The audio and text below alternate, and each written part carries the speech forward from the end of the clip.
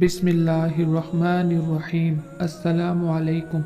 70 بنی اسرائیل کا انتخاب اور ان کی ہلاکت کا واقعہ۔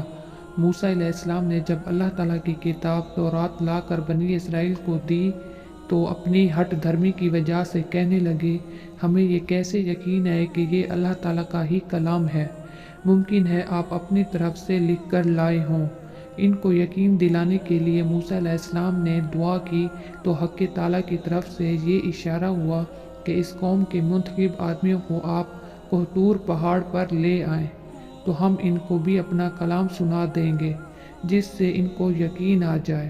موسیٰ علیہ السلام نے ان میں سے 70 آدمیوں کا انتخاب کیا اور کوہ طور پہاڑ پر لے گئے۔